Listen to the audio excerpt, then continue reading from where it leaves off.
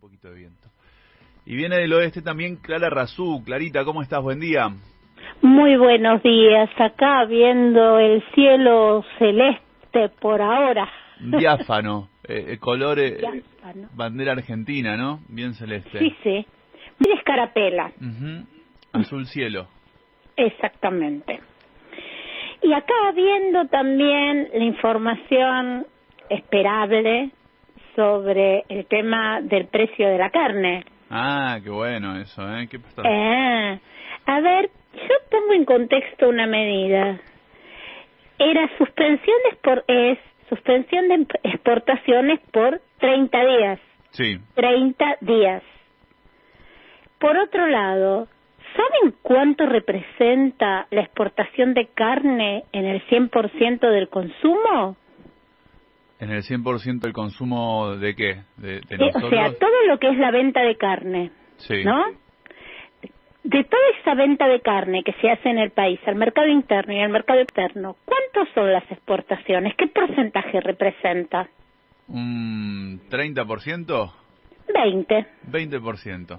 Mira. Entonces, una medida que afecta por 30 días al 20% de la producción, ¿justifica que se hable de suspensión de trabajadores? De ninguna manera. De ninguna manera. Exactamente cuando se dicen las cosas, porque algunos las dicen, quienes fueron parte del gobierno de Juntos por el Cambio, bueno, en ese momento Cambiemos, no las ponen en contexto. Estamos hablando el 20% de la producción de los frigoríficos suspendido durante 30 días. Y después vayamos al origen, ¿no? Porque dice que la carne aumenta porque aumenta la inflación. No aprueban ni el primer parcial de economía en la Universidad de La Matanza, ¿no? O sea, nada más cierto que eso. Pero sí. por otro lado, lo que no dicen es que durante su gobierno, el gobierno de Cambiemos, se desburocratizó la exportación, una medida que el presidente en ese momento, Mauricio Macri, anunciaba con bombos y platillos. ¿Qué significó eso? Que justamente exportar a cualquiera. ¿En qué sentido cualquiera? Que no haya ningún tipo de control en las exportaciones. Y eso viene a coincidir ahora con el hecho de que el gran mercado hacia el cual se exporta, que es China, no es un mercado que demande carne con determinadas características, sino que demanda cortes económicos que van destinados hacia la conserva. Mira. Entonces, ahí está la cuestión. O sea, ¿cómo se exporta carne? La carne hacia, sobre todo la Comunidad Económica Europea, exige niveles de trazabilidad. ¿Qué significa? Que los frigoríficos exportadores tienen que tener determinadas características para poder exportar ese tipo de cortes con determinadas características. Muchas veces se abusan de esa exigencia de trazabilidad, imponiendo barreras a las exportaciones. Pero más allá de eso, exige determinadas condiciones de los frigoríficos. Luego de los cambios que hizo el gobierno de la pandemia amarilla, se eliminaron esos controles. Entonces, ¿qué significa? Que ingresaron al negocio, entre comillas, frigoríficos truchos, que se asocian con otros, entonces compran en el mercado, en Liniers, sí. Hacienda. Y en esto también está implícito y también corresponde a medidas que lograrían mejorar todo lo que es la comercialización hacia el exterior y el control del Estado con el tema del río Paraná. Y hablo del río Paraná y no Hidrovía, porque Hidrovía es una empresa. Muy bien. El río Paraná es un río del Estado argentino, es un río de todos y de todas. En este momento su navegabilidad está privatizada a partir de una empresa que se llama Hidrovía, que tiene una prórroga de su contrato. ¿Qué es lo que se pide? Que el Estado argentino se haga el control de lo que navega en ese río y de los puertos, porque justamente el 80% de esas exportaciones van por ese río. ¿Y cuál es el no control? Que la fe de embarque, lo que va en los containers dice una cosa y lo que hay es otra.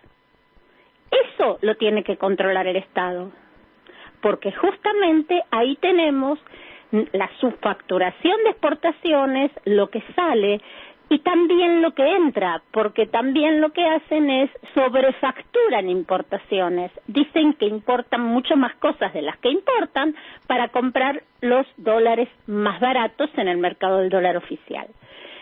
Entonces, además de el contrabando, o sea, tengo que controlar lo que sale y lo que entra, es potestad del Estado. Entonces, el manejo de los puertos es potestad del Estado. Después, el dragado, o sea, las grúas, la remoción de arena, lo que hace a la navegabilidad del río, se puede concesionar mientras que el Estado controle. Como todo, es una actividad que la función esencial del Estado es tener las herramientas de control, porque es el manejo del 80% de las divisas que ingresan y también de las divisas que salen. Y acá también está la navegabilidad del canal de Magdalena, que es un canal en la provincia de Buenos Aires, que impediría que en el trayecto los barcos, en el trayecto normal, tengan que pasar por Uruguay. A ver, es lógico que si salgo de Formosa termine en Uruguay y después vaya a Buenos Aires. No. Bueno, eso es lo que pasa. Y sí, facilitaría también el contacto con toda la parte y todo lo que salga de la Patagonia directamente, ¿no? Que tiene que hacer ese mismo recorrido a la inversa. Exactamente. O sea, entonces, como diría Pancho Ibáñez, todo tiene que ver con todo y es fundamental este control del comercio exterior. No estoy hablando del Instituto Argentino para la Importación, del IAPI. Estoy hablando del control de lo que se exporta y lo que se importa con herramientas que tenemos. Para los que se asustan y dicen que vamos hacia el comunismo y todas esas cosas.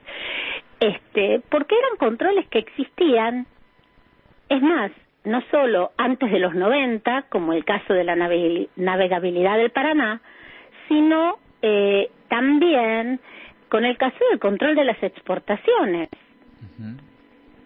Sí, es muy necesario. Es como, ¿cómo vas a querer renunciar a tu soberanía de poder controlar cómo sale la mayor parte de lo que produce tu suelo y no vas a querer controlar todo lo que puede pasar, no sé, con el contrabando, como decías vos, o lo que tiene que venir también de Brasil, de Paraguay, que también hace ese recorrido, ¿no? No, y aparte ese control, o sea, Paraguay dejó de exportar soja desde que le cerraron el límite con Formosa. Paraguay que no la producía. No. Es lo paradójico, alguien que no produce exporta. Bueno, todos esos negocios llamados facilidades del mercado que se dieron en los 4 años anteriores de los que ahora protestan, no dieron resultado, nos empobrecieron y llevaron a que hoy llegues a pagar, o sea, en algunos lugares se llega a pagar un kilo de asado a 800, 900 pesos. Una barbaridad. ¿Y por qué nos cuesta tanto, Clara, tener ahí una decisión contundente en consonancia con lo que estamos hablando, ¿no? Que resulta muy obvio a la vista. Resulta muy obvio, pero a veces el propio Estado teme a su propio poder. ¿En qué sentido? Teme tanto a la reacción, en la memoria colectiva está la batalla librada contra la 125, no es el mismo caso y contexto, pero todos sabemos cuál es la batalla cultural que estamos librando. Entonces, a veces el Estado teme al propio poder, teme a que si establece medidas más restrictivas, va a tener más que el apoyo, el rechazo de la gran parte de la población. Y es un tema de decisión política en una coalición política. Me parece, y esto, aclaro, es una opinión personal, que en este caso temo a mi propio poder. O sea, todos hablaban del enojo del presidente con el tema del precio de la carne, y obviamente que se entiende, porque se habló del registro y durante mucho tiempo se amenazó con la suspensión de exportaciones y con el establecimiento de retenciones.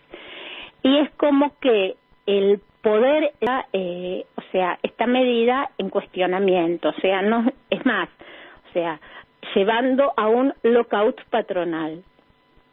Me parece que no tiene sentido. Y en todo caso, si la carne escasea en los mostradores de las carnicerías, como es otra cosa. A veces es difícil establecer pautas de alimentación, pero los aumentos de precios en la carne son los que están determinando la baja de consumo de los últimos 4 años. Desde 2015 a 2019, el consumo de carne por persona bajó de 60 a 45 kilos, toneladas por año por persona. Yo les aclaro que en los 70 el consumo de carne era de 90 toneladas por año por persona. Wow. Bajó a 60 y ahí sí, en todo ese tiempo se bajó por pautas culturales. O sea, ha cambiado muchísimo la pauta alimentaria en la sociedad. Pero en el último año, del 2015 a 2019, esas 15 toneladas solo se explican por el aumento de precios, por la calidad de la alimentación. Uh-huh. Y ha bajado mucho y es fundamental encima, ¿no? La proteína de la carne para el desarrollo cognitivo de los niños, de las niñas y de todas las personas, ¿no? Te da mucha bronca porque es algo recontra elemental que se tuvo, ¿no? Que de pronto se pierde y decís, ¿dónde está el derecho a tener una buena alimentación? Ahí está. En un país que la produce. En un país que la recontra produce. Es un derecho a la alimentación en un país que produce toneladas de carne, que exporta hace muchos años y con trazabilidad a Europa, a Estados Unidos, o sea, con las restricciones que a veces nos ponían, que las tosas, que la vaca loca, o sea, que estableció pautas de consumo, que exporta carne kosher. Uh-huh. O sea, los niveles de trazabilidad que exige la producción de carne kosher, o sea, que es la carne que consumen los ortodoxos judíos, es altísima. Y Argentina exporta. Muy bien, muy bien. Sí, entonces, la carne kosher es la forma, ¿no? En la que, bueno, primero se va la vaquita. Es la forma en que se mata a la vaca. Que se va, yo dije, pero bueno, está bien. Que tiene que ser un rabino, ¿no? El que lo haga. Un rabino tiene que estar por lo menos presente. Por lo menos presente. Hay rabinos especializados en digamos, kasherizar la carne. Uh-huh. Que de hecho a mí me ha pasado cruzarme en el aeropuerto con algunos. Mirá. ¿No? Sí, vienen especialmente de algunas comunidades ultrarreligiosas del Estado de Israel. Tremendo. Y por otro lado, Clara, antes de despedirte, bueno, me gustaría preguntarte también por este viento de cola de lo que está pasando, bueno, con los precios de la soja también y eso cómo implica que nuestras reservas estén más bueno, o sea, el precio de la soja, o sea, el aumento del precio de la soja, que es un aumento que se está dando en el mercado de Chicago, es el mercado de cereales, el mercado libre, compra y venta, es como siempre yo digo, es la maldición de la bendita soja. O sea, implica un aumento de las reservas, un aumento de las divisas que ingresan al país por la exportación, pero también eso se podría trasladar justamente al precio de los insumos en cuanto a la alimentación del ganado local. Ajá. Entonces, ahí uno puede establecer, por eso hablaba de la alimentación del ganado. Aumenta la soja y aumentan también las otras commodities. El más llamativo es de la soja, que supera los $600 la tonelada, y que implica que al Banco Central ingresen muchísimos más divisas de las que fueron presupuestadas, en términos de liquidación y en términos de retenciones. Eso le da al gobierno aire en cuanto a el colchón de reservas que tiene para atender los aumentos aumentos de las importaciones derivadas del crecimiento de la industria, porque eso es un hecho, y por otro lado, los futuros pagos de la deuda que en este momento está prorrogada, congelada por los acuerdos con los acreedores privados y el todavía no firmado acuerdo con el Fondo Monetario Internacional. O sea, además, esto también, este aire de ingreso de divisas se suma al hecho de que el gobierno está refinanciando y financiando deuda en pesos, o sea, no se emiten moneda, se refinancia con emisión de bonos en pesos que están teniendo un alza de precio en el mercado. Eso es absolutamente beneficioso y lo que hace es entierra toda esa cuestión de que el gobierno está emitiendo. No, señores, no es así. O sea, se licitó deuda en pesos y esto continúa creciendo, ¿no? Y supera el 100%, y es importante. Es importante porque cuando vos emitís bonos en peso a futuro, lo que haces es evitar emisión monetaria, y esto, como es en pesos, no te pesa en los ingresos futuros, porque lo que estás haciendo es refinanciando en pesos, insertando pesos al mercado, pero al mismo tiempo los absorbes, y de esa manera estimulás todo lo que es el crecimiento de la producción, o sea, del crecimiento del PBI. Muy bien, muy bien. Me encantó, Clara. Pasamos por un montón de temas fundamentales. Me quedo con el de la soberanía también, con no dejarnos comer la cabeza por estos sinvergüenzas y su gran poder de lobby, que quieren dejarnos básicamente sin carne. Se trata de eso. Y bueno, agradecido como siempre para contigo. Muchas gracias a ustedes por permitir hablar de esto y recordar que los que están hablando en contra, o sea, la mesa de enlace, en algunos casos fueron el poder, fueron ministros de Agricultura, y uno de ellos ahora tiene que pagar $500.000 de indemnización por estafas. Totalmente, totalmente. Entonces, señores, cuando hablamos de transparencia en el mercado, en lo económico, y que es la delincuencia, miremos de quién dice que dice. Sí, hablamos de los Echevere y es solo una muestra, ¿no? de lo que son, lo que representan y cómo se manejan. Exactamente. Impunidad absoluta. Un beso grande, Clara. Un beso gigante, un abrazo, sigamos cuidándonos, por favor. La verdad está a la vuelta de la esquina. La verdad está en tu radio. Nada es lo que parece. Después de tanto poner el pecho, llegó el momento de poner el brazo. Hacía meses que no veía a mis nietos, a mis hijos. Ahora voy a poder tener una pequeña oportunidad. Es hora de vacunarse. Inscribite y descarga la aplicación en vacunatepba.gba.gov.ar. Municipio de Morón. Corazón del Oeste. ¡Ey! Que el coronavirus no haga que nos olvidemos del dengue. La pandemia hizo que nos olvidáramos de algo muy importante, el Aedes aegypti. No importa, nosotros te recordamos cómo combatirlo. Tirá los recipientes que no uses y puedan acumular agua. También acordate de cambiar el agua de los bebederos de los animales cada 3 días como máximo. Podés rellenar tus floreros y portamacetas con arena. Qué trucazo, ¿eh? Acordémonos de dar vuelta a los recipientes que estén al aire libre, así cuando llueve no se acumula el agua. Y por supuesto, usar repelente, lee las instrucciones y prepárate para repeler al mosquito. Para conocer más medidas preventivas, podés ingresar a la página del Ministerio de Salud. Juntos, podemos ayudar a frenar el avance del dengue, el Zika y la fiebre chikungunya. Radio Universidad. Te hacemos compañía.